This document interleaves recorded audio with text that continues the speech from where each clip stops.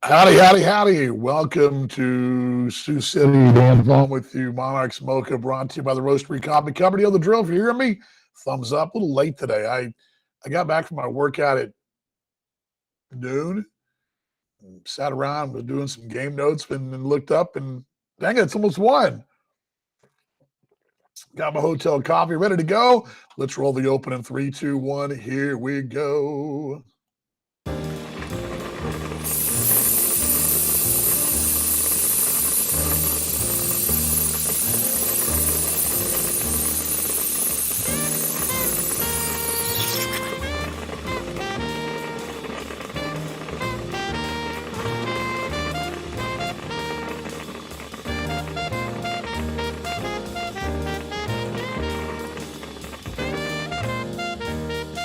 The sound of the coffee maker, right?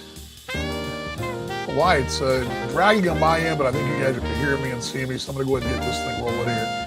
Glad you're along here. Here's the coffee maker. Let me see what it looks like on the screen here. Let's just see what it looks like on the screen.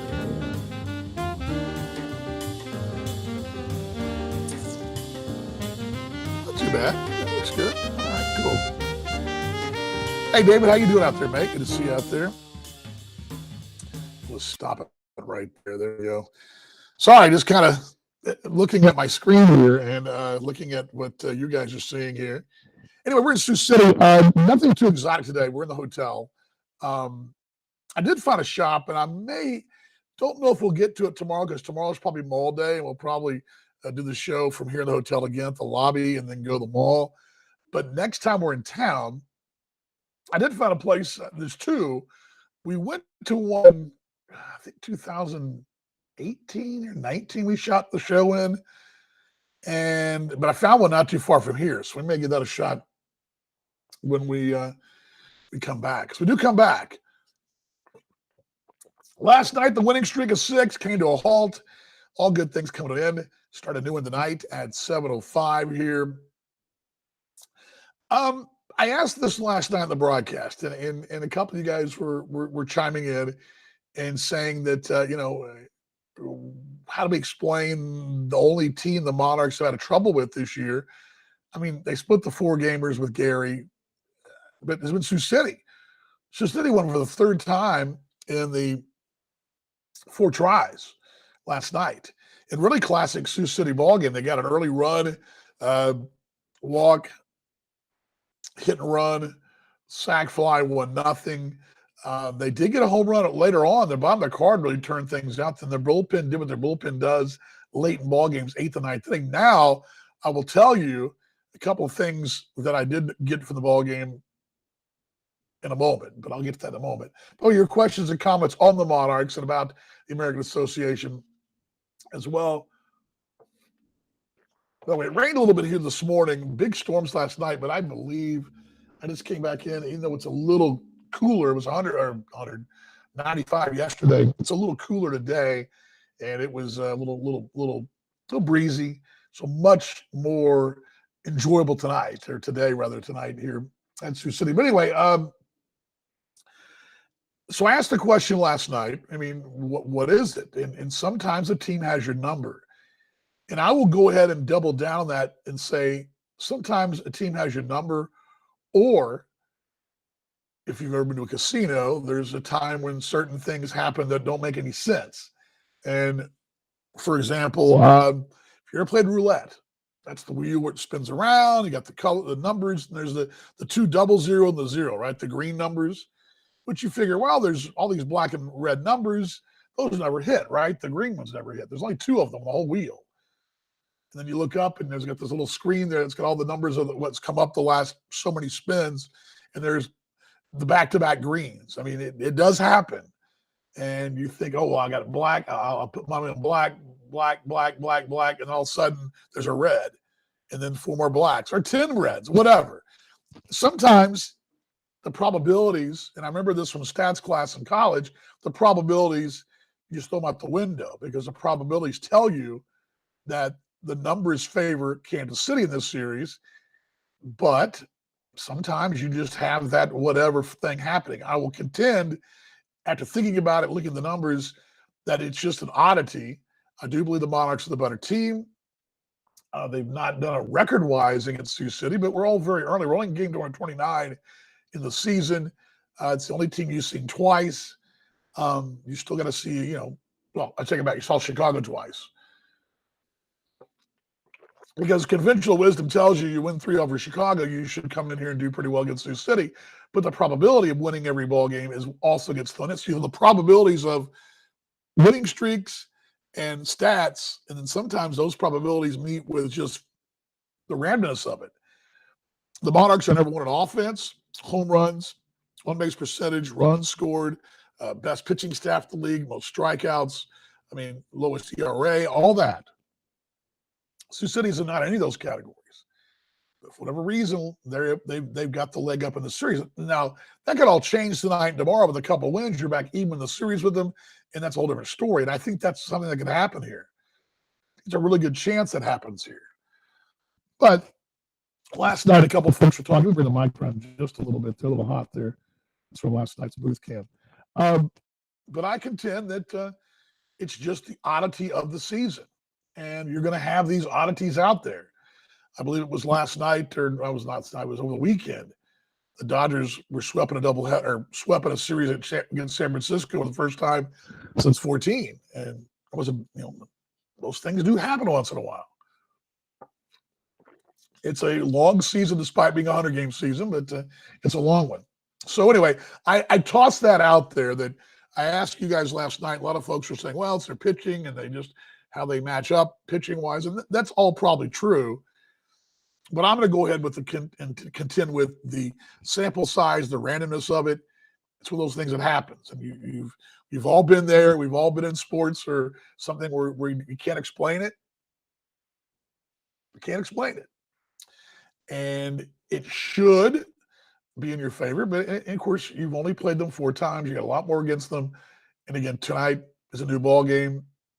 What I look at, too, is I'm also going to take out, because I think we put a lot of head-to-head. We do put a lot in the head-to-head. We need the head-to-heads, right? Because you don't want a tiebreaker situation. We talked about that over the years.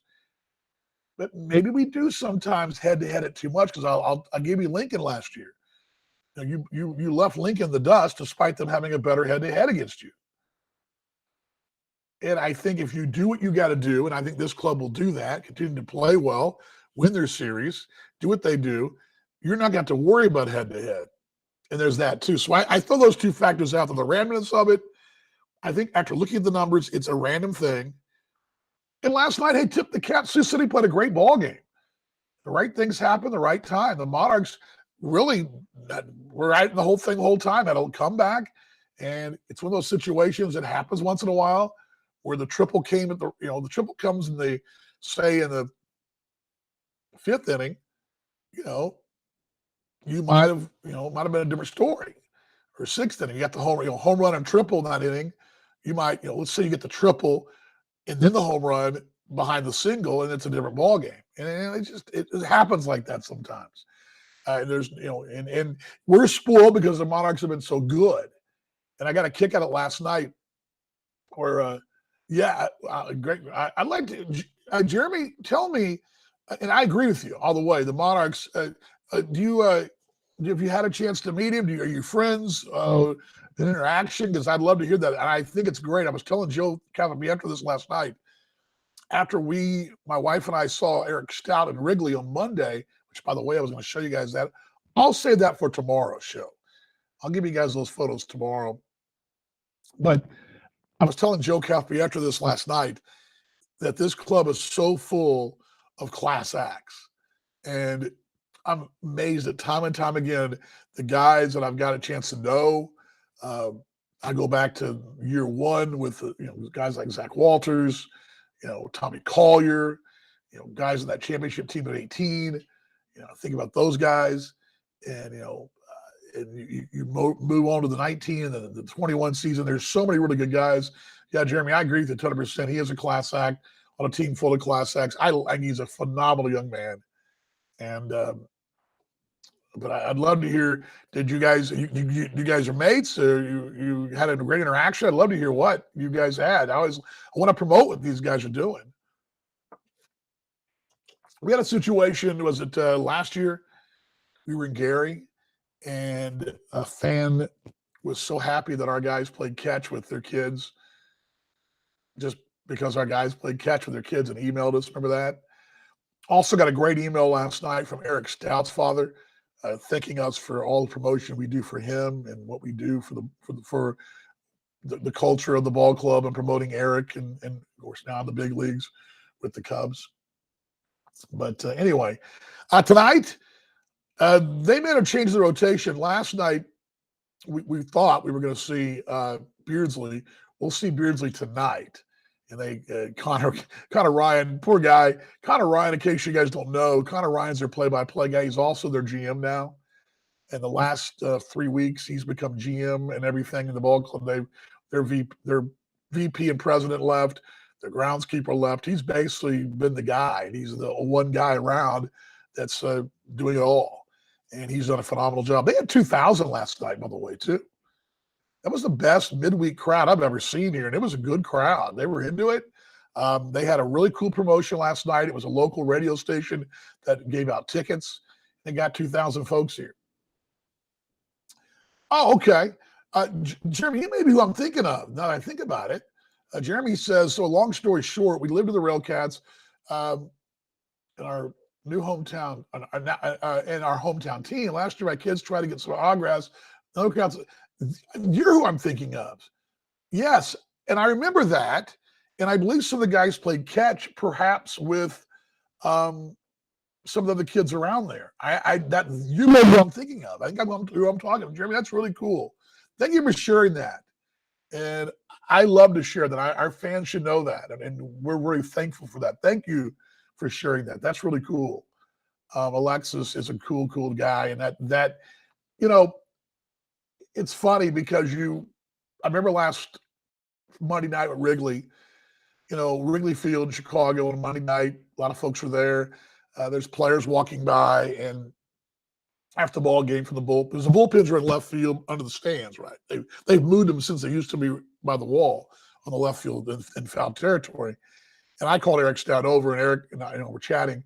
Other players are walking right by too. In the big leagues, it's hard because the big league guy stops down. And I get it, they don't want to stop down because they got to sign everybody, right? But our guys are a different place. And I think, and I'm the same way. A gentleman actually sent me a self-addressed postcard to sign something for him. And I take those things very seriously because I'm not the point in my career, and I never would be, where I'm too big for my britches, where I will not want to sign.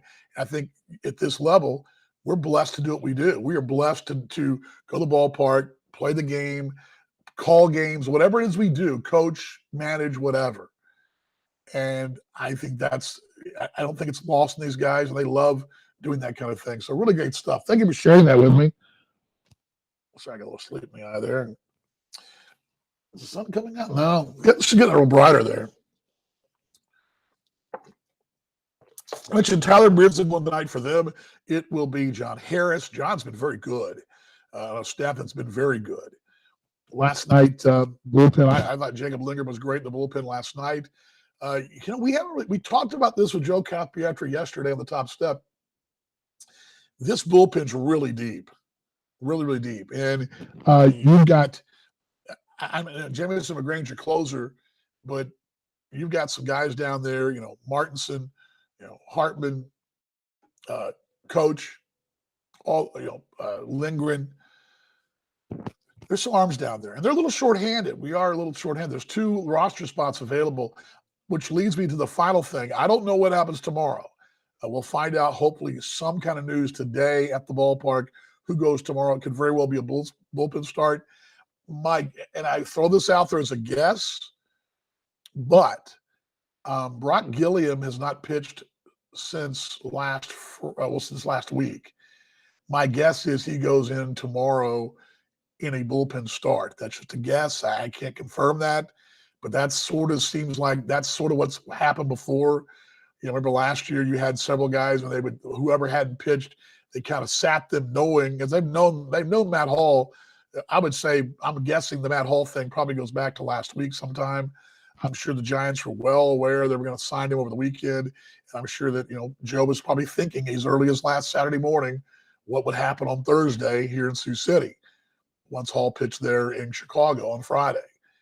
And once he pitched well, I'm sure the Giants said, yep, we want him. And I'm sure Joe was already, have contingency plans. Or the other move would be, because remember the off day on Monday, plus you have an off day on next Monday, you could easily slide into King Bostic, because he's here, into that spot on Thursday. He'd have his 5 days rest. No one would miss a day, and then you'd wind up coming back because you'd wind up with your extra day of rest. That would be fine, plus the Monday off day for next week. So there's all that in play. So I would think those are 2 possibilities. I know Joe is wanting to add, obviously needs to add 2 arms because you're down 2 bodies down there. You got 25 spots, you only got 23. And, a lot of it's not, and we know Joe, he's not going to just add an arm, he's going to add the right arm in the right combination too. And, that's part of it. Last call for questions and comments. Kind of a short show today. I'll be back hopefully with some good news highlights tomorrow, and I will show you the pictures from Wrigley.